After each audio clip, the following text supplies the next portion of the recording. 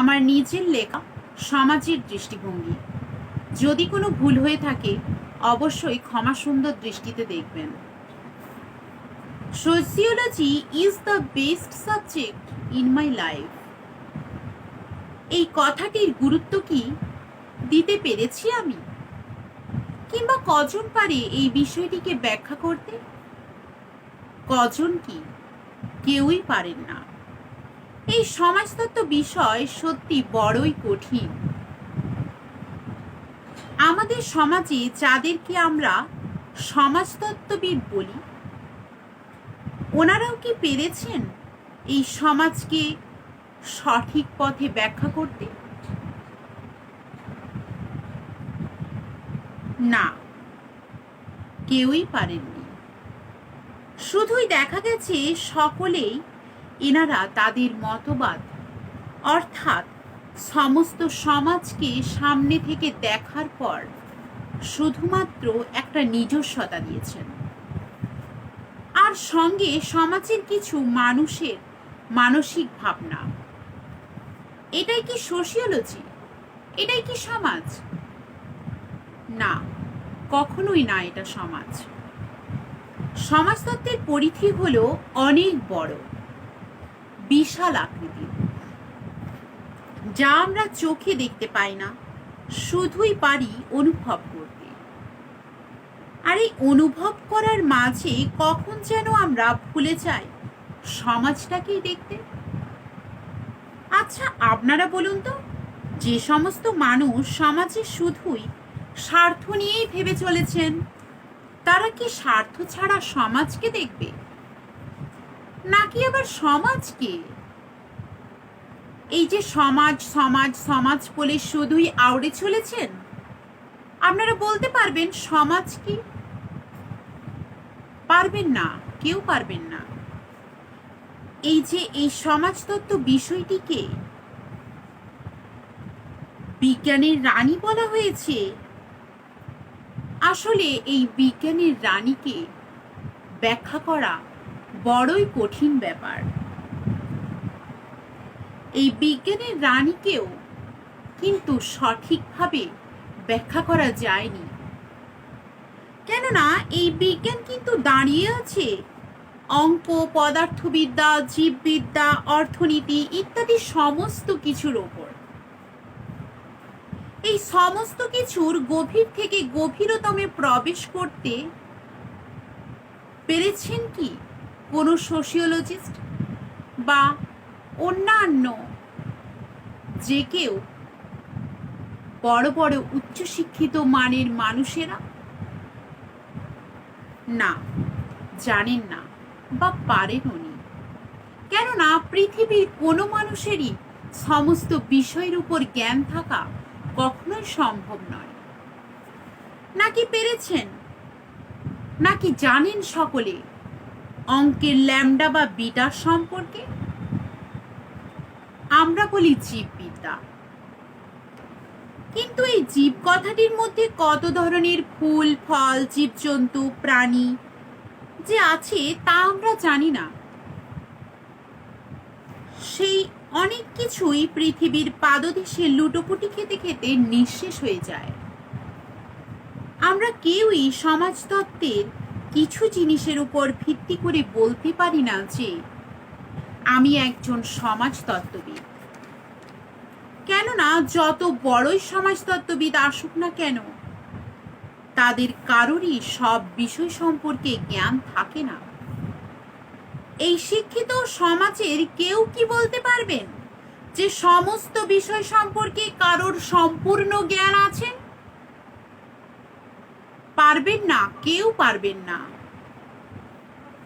কেননা এই অঙ্কের উপরে ভিত্তি করে দাঁড়িয়ে আছে সমাজ, কিন্তু এই অঙ্কটাকে গভীর থেকে গভীরতম ভাবে বোঝেন কজন? তবে কিসের ব্যাখ্যা দেন সমাজতত্ত্ববিদরা? শুধু সমাজের মানুষের, যে মানুষের শরীরে বয়ে চলেছে শুধু স্বার্থ আর স্বার্থ, যাদের মধ্যে মনুষ্যত্ব বলতে কিছুই নেই, তাদেরকে নিয়ে আবার সমাজ তৈরি হয় নাকি? সমাজ তৈরি করেছে মানুষ, কিন্তু আদেও পারেননি তা সঠিকভাবে গড়ে তুলতে। সমাজের মানুষই যদি ঠিক না থাকে তবে কিসের সমাজ? যে মেয়ের বাবা মেয়েটি জন্ম নেওয়ার জন্য সিগারেটের ছ্যাঁকা দিয়ে মেরে ফেলেছে শুধুমাত্র মেয়ে হয়ে জন্মানোর অপরাধে, অথবা গর্ভবতী মায়ের গর্ভেই মেরে ফেলেছে কন্যাভ্রূণটিকে, অথবা যে বাবা তার নিজের মেয়েকে দিনের পর দিন ধর্ষণ করেছে নিজের শরীরের লালসায়, সেই মেয়ের মুখ থেকে কি কখনো বের হবে এই সংস্কৃত বাণী, পিতা স্বর্গ পিতা ধর্ম পিতা হি পরমং তপ পিতরি প্রীতিমা পণ্যে প্রিয়ন্তে সর্বদেবতা? না, কখনোই এই বাণী বের হবে না। তার পিতা তার কাছে পিতার সমান। কিন্তু এটাও তো সত্যি, পিতা প্রীত হলে সকল দেবতাই প্রীত হন। এছাড়াও যে শিশুটি ক্ষুধার জ্বালায় কাতরাচ্ছে তার কি মনে হবে বিদ্যা দদাতি বিনয়ং বিনয়া জাতি পাত্রতা পাত্রতা ধনমাপ্নোতি ধানাৎ ধর্মস্তাত সুখম? কেননা তার সে মুহূর্তে সুখ নিয়ে কিছুই হবে না, তার খাবার চাই পেটের জ্বালা মেটানোর জন্য। পণের দায়ে যাদের পৃথিবী থেকে এই পুরুষ শাসিত সমাজ ছেড়ে যেতে বাধ্য করে তারাও নাকি আবার মানুষ। যে মা শিশুকে সূচ খাওয়ায় সেও নাকি জন্ম দিয়েছে ওই শিশুটিকে, তাকেও আবার মা বলে সম্বোধন করা হয়। সে তো মা শব্দের ওই অর্থটাই বোঝে না যে মা শব্দটির মধ্যে রয়েছে কতটা হৃদয়স্পর্শ আর রয়েছে নারীর টান। তখন কি ওই শিশুর মনে হবে পিতারোপাধিকা মাতা গর্ভধারণ পোষণাৎ অত হি লোকেষু নাস্তি মাতৃসম গুরু? এর অর্থ সন্তানকে গর্ভে ধারণ পালন করার জন্য মাতা পিতার অপেক্ষাও বেশি পূজনীয়া। অতএব ত্রিভুবনে মায়ের মতো গুরু নেই।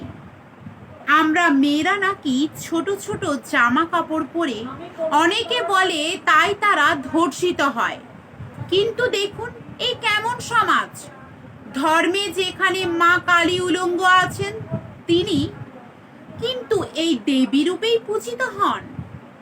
আবার সেই সমাজে মেয়েরা ছোট পোশাক পরলেই অসুবিধে হয়।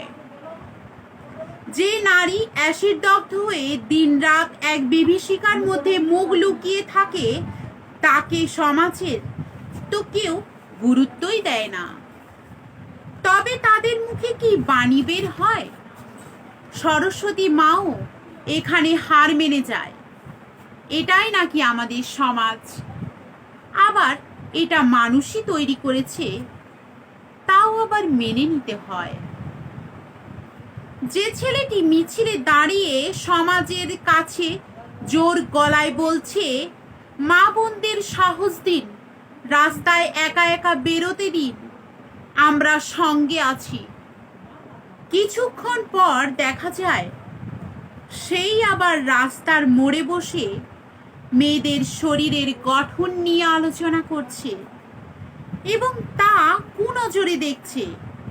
এসব দেখে কি মনে হয় পেরেছে কি সমাজ এগিয়ে যেতে?